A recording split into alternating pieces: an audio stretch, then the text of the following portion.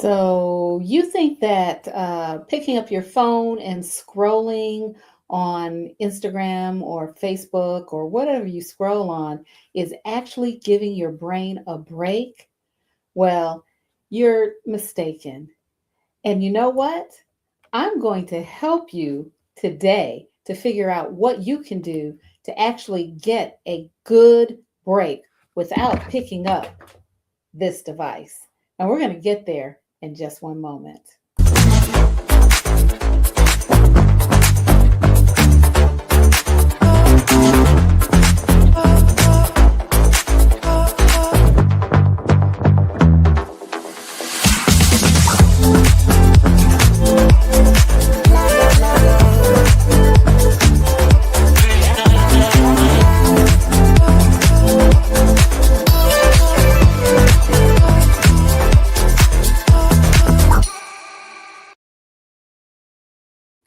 Hi there. Welcome to Stress Talk Live. This is the place where we help women over 40 to live healthier lives through strategic stress management and solution focused self care.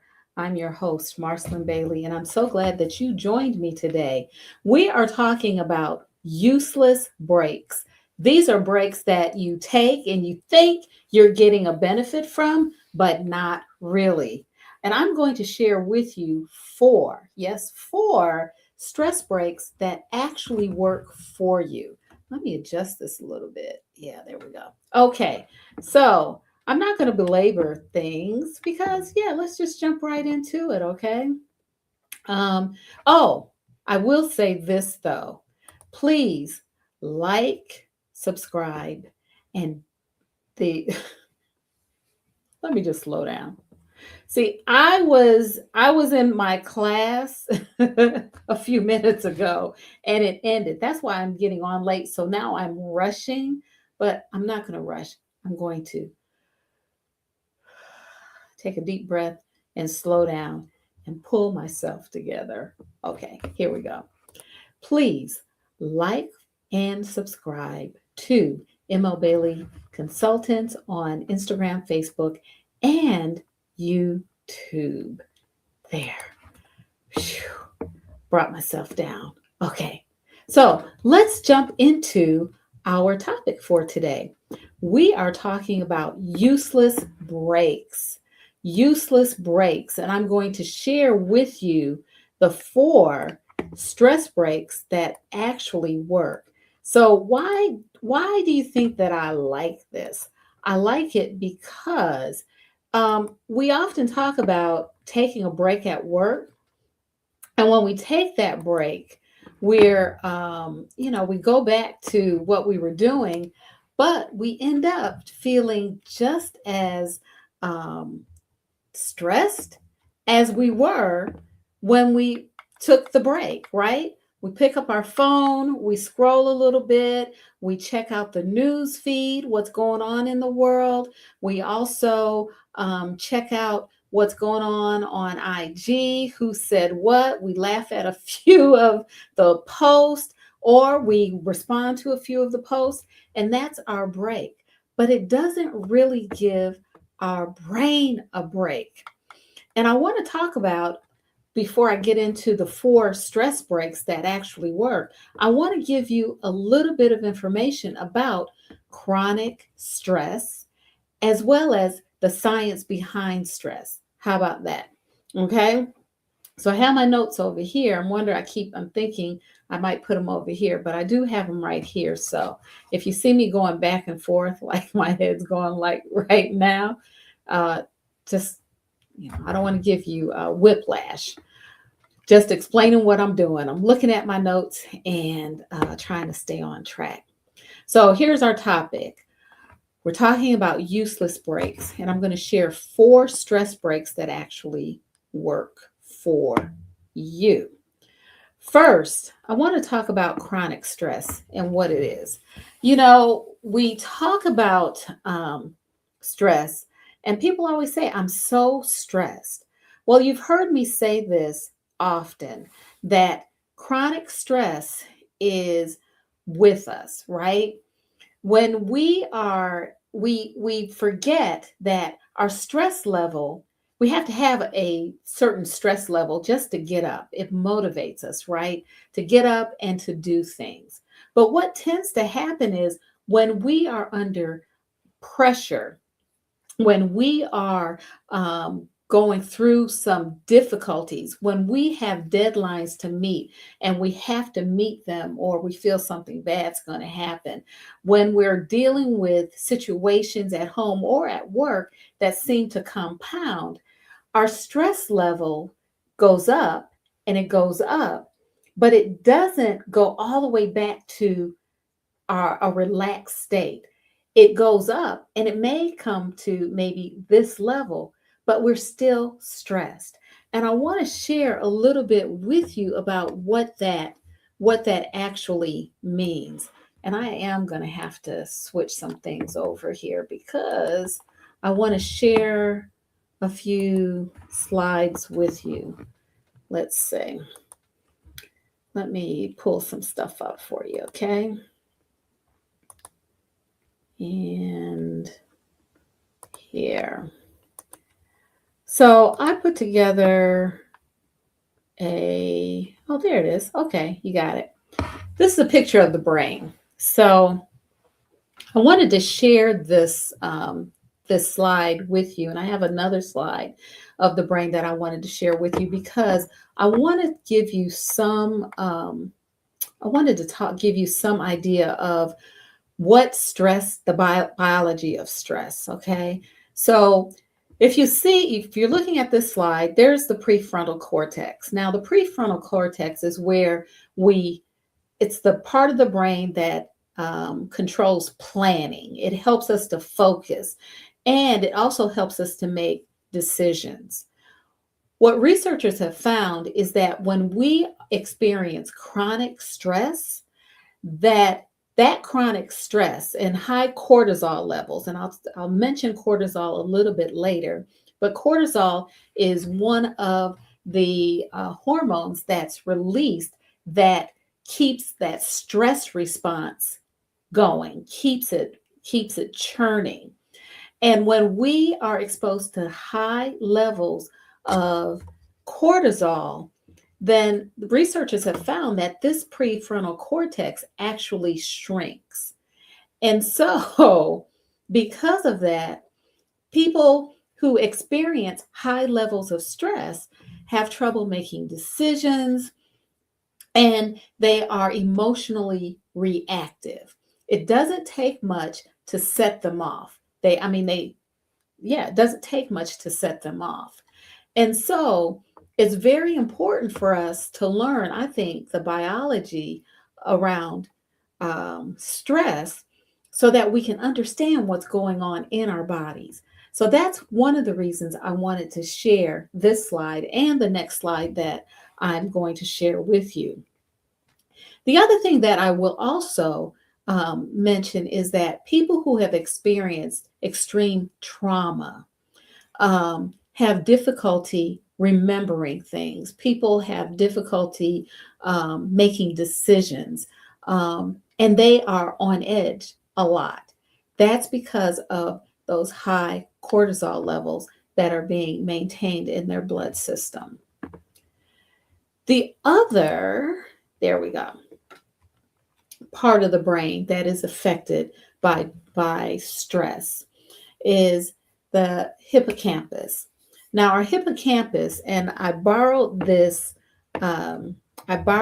graphic from, I Googled, and this graphic came up and it was just perfect. But I also put I wanted to give credit to the person that owns it, and it's at the bottom here. The hippocampus is this part of the brain, that blue part on this graphic. And the hippocampus is the part of the brain that's very critical for learning and memory. When we have high cortisol levels, it disrupts our ability to retrieve memories. You can't remember things, right? It also disrupts the ability to form memories. Okay, so that's very critical.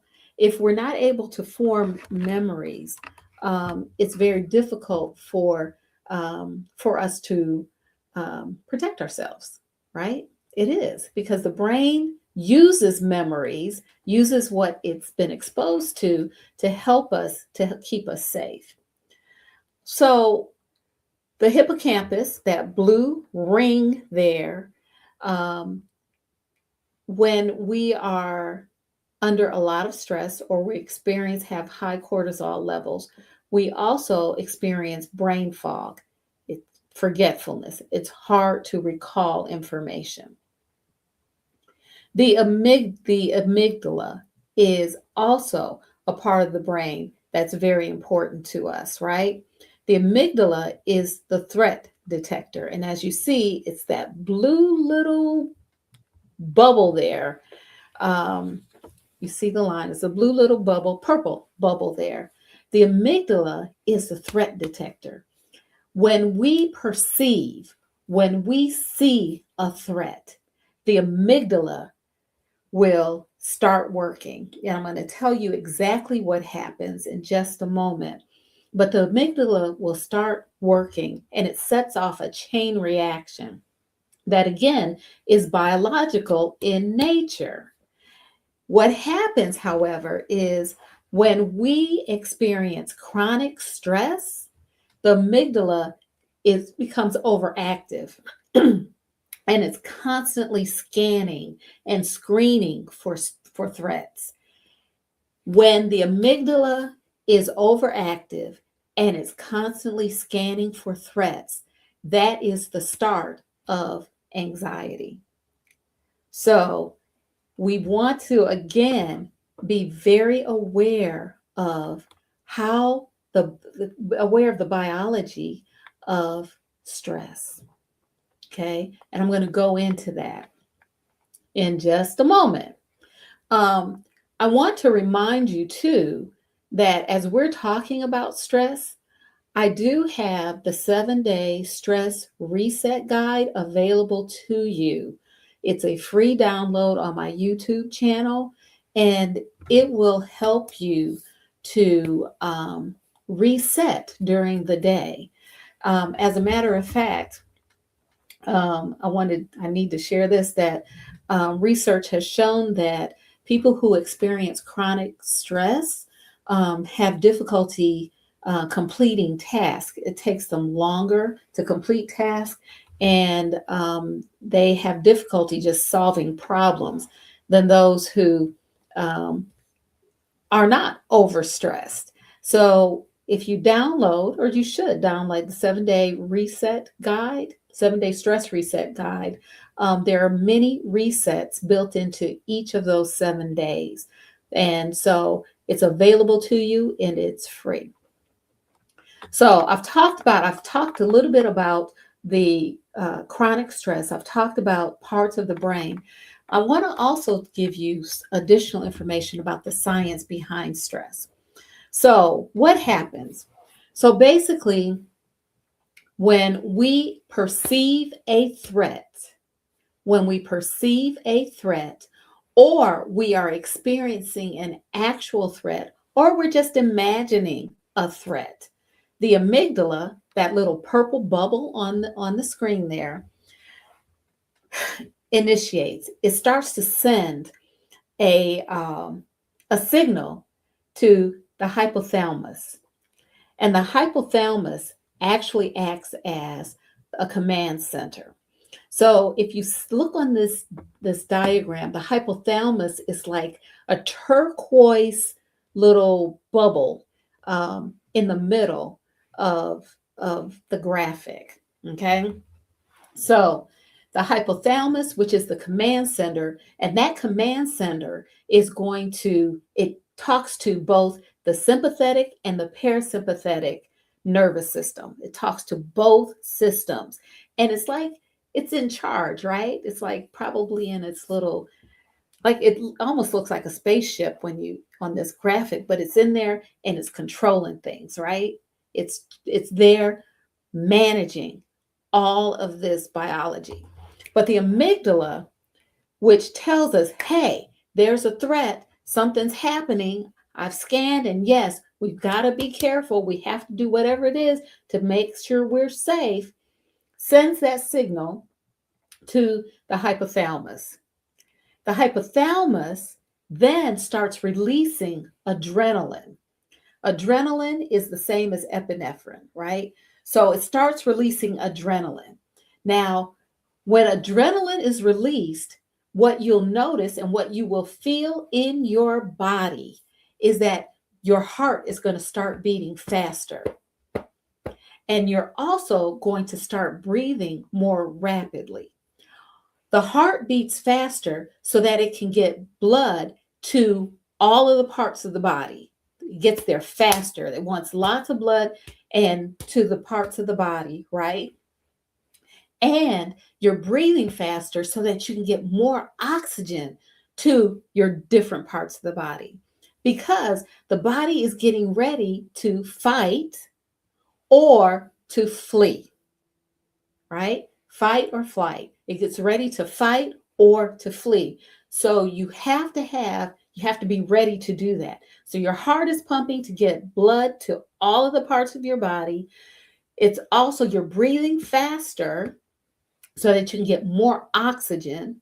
Your blood vessels, your blood vessels, your air, the vessels that bring in more air, more oxygen, all have expanded so that you can get all of this good blood, this good oxygenated blood into your extremities. Okay, not only that, your blood pressure is going to go up because the heart is pumping faster, and your digestive system it just shuts down basically, so that because you're taking all of the energy away from non-essential components of your body. So your digestive system, if you're trying to get away from something that's after you, you're not going to want to, you don't care about your food, right? Your stomach doesn't, it's just going to shut down. Your digestive system's just not going to work efficiently because your energy has to go to the parts of your body that are going to keep you safe. You'll also notice, and I don't know that we actually notice this, but our senses are sharper when we're in fight or flight mode. Our eyes, our ability to see is sharper, our hearing is sharper, our senses, all of our senses are much sharper than they were when we weren't stressed or under a threat. You'll also feel an increase of energy. There's a release of glucose, which is blood sugar, as well as fats that are stored in your body. There's a release of those so that we can have the energy that we need to do whatever we want. You often hear about people running, running away. They're like gone. Or you hear about women who've picked cars up off of their children if they were hit by a car.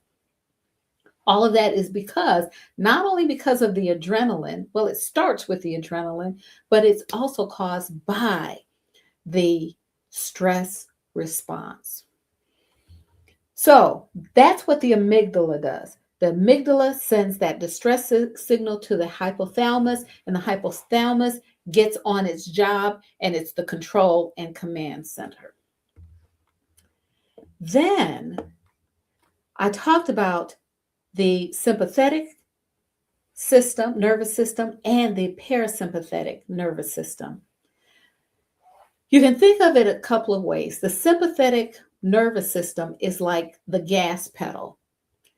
When the sympathetic nervous system is initiated, it is it's moving the stress response. That's what the stress response, it controls the stress response. I don't know if that's the right way to say it, but it's the gas that's fueling. Aha, got the word. The gas pedal that's fueling the stress response. And as long as we perceive or think we're under threat, the gas pedal is going to be pushed. Sometimes it's pushed quite a bit. We're flooring it, and sometimes we've eased off and we're just pulsing it. But either way, if we feel we're under stress, we're pushing the gas pedal, and that sympathetic nervous system is in play. The parasympathetic nervous system can be known as the brake. When the parasympathetic nervous system is initiated, that's when we're braking and we're slowing things down and we're coming back to ourselves, right? And again, the hypothalamus, the command center, is controlling both of those. It's either releasing adrenaline, causing the sympathetic nervous system to hit the gas pedal, or it's initiating the parasympathetic nervous system and initiating the relaxation response. So these things, the amygdala, the hypothalamus, and even the pituitary gland, all have an important role as it relates to the stress response.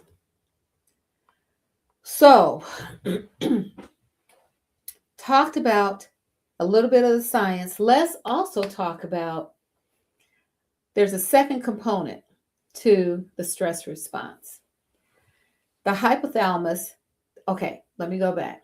So, there's like another wave, I'll put it that way. The initial wave was that release of adrenaline, right? And a lot of times we don't know that it's happening, it just happens instantly, instantaneously. But then when we're experiencing chronic stress, there's a second wave that happens. And that second wave includes the hypothalamus, the pituitary gland, and our adrenal glands.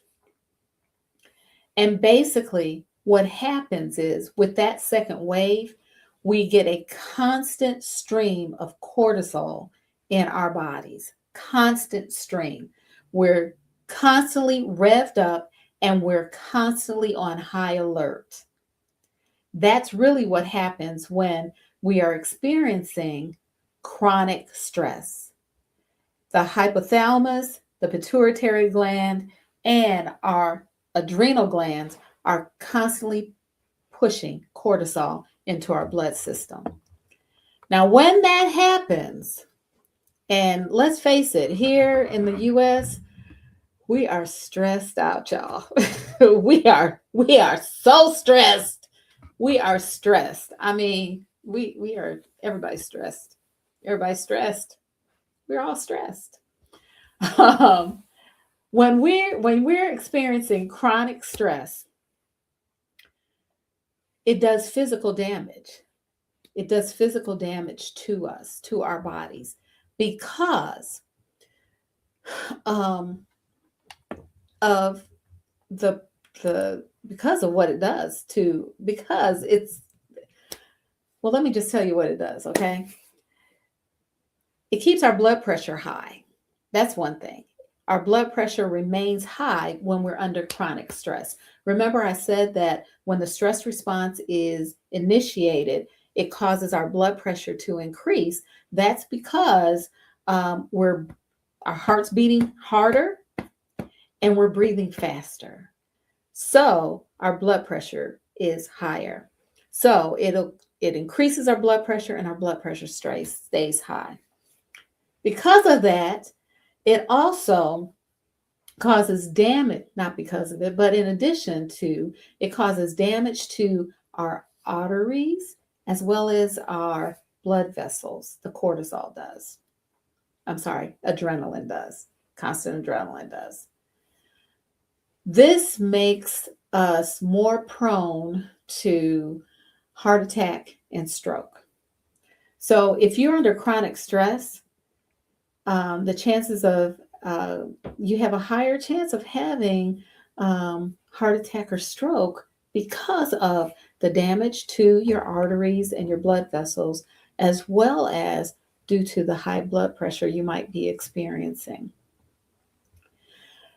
Not only do we have chronic, persistent adrenaline being pumped into our blood system when we are when we're experiencing chronic stress, we also have elevated cortisol. Cortisol is it helps when you have a real threat, right, that you must deal with. However, the one other thing that cortisol does is it helps to replenish the energy that we've depleted. And I told you that we release glucose and we release what? Glucose, and we release fats that have been stored. Well, when we have cortisol being pumped into our blood system constantly, what happens? It leads to a buildup of fat tissue and weight gain. That's why people, when you're stressed, it's hard to lose weight, or when you're stressed, you gain weight. Also, because of that, the cortisol causes you to eat more. You have a healthier appetite. You want to eat more. So it's twofold. It's twofold. So here we are, physical damage, because stress is a physical reaction. Oh, I'm getting stressed out just trying to get all of this out. So let me share this with you before I go on to the breaks that actually work. So, in the 7-day stress reset guide, on day 1, I actually have a I actually have a morning practice that will help you to um, know that you're safe, right? Because stress is all about how we don't feel safe. When we don't feel safe, it initiates the stress response.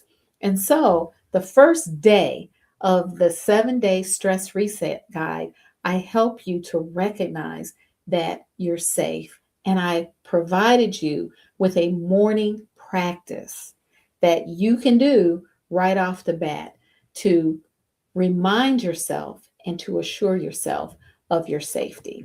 So I want you to download it. It's free. Just go and download it. But let's now talk about the 4 breaks that actually work. Okay. One of the breaks that actually work is movement. Movement based breaks actually work. Standing, walking, stretching, any gentle movement that you might, oh, that felt good, that you might want to experience, movement helps. That's the first one. Another one, take a sensory break. Sensory breaks, listen to instrumental music. Sometimes I put on jazz. Jazz is so cool, that cool jazz. Ooh, we put on some jazz. Put on some instrumental music. Nothing that you have to think about, something that's quiet and calm. Also, fragrance. I have a couple of my coworkers gave me a candle lamp for Christmas, and I have that in my office, and it has the candle scent is linen, because I told her that I liked the fragrance of fresh linen. And so they gave me a linen candle, and it's so relaxing. It's so calming to me. It's crisp and it smells so good. So, fragrance, something that's calming, something that's relaxing. Drink warm tea or something that's warm. Something that's not caffeinated, okay? But something warm. Go outside or look out the window if you can. Look at the clouds. When I'm feeling stressed or pressured, I like to go outside and just look up to the sky. If it's dark, I like to look at the moon and the stars. If it's light out during the day, I like to look at the clouds. It's very calming to me. So, sensory break, movement based breaks, sensory breaks. Then you can also take a mindfulness or breathing break. As I said, that the 7 day stress reset guide has breathing exercises in them. I am posting on every Thursday, most Thursdays, I'm posting guided mindfulness relaxations. So use those. They include breathing. Breathing signals safety. Breathing is a great way to initiate the relaxation response. Breathing tells you that you are safe. Slow, calm breathing tells you that you are safe. Breathe in for 4 and exhale for 6. The key is the exhale. The longer exhale signals to your brain that you are safe. The fourth break that actually works is the disconnection and the nature break. Nature and disconnection break. Nature has a restorative power to it. If you've ever gone camping or gone hiking in the woods, if you've ever gone fishing, or what else can you do in outside fishing or just walking, there's a lot of restorative power in nature.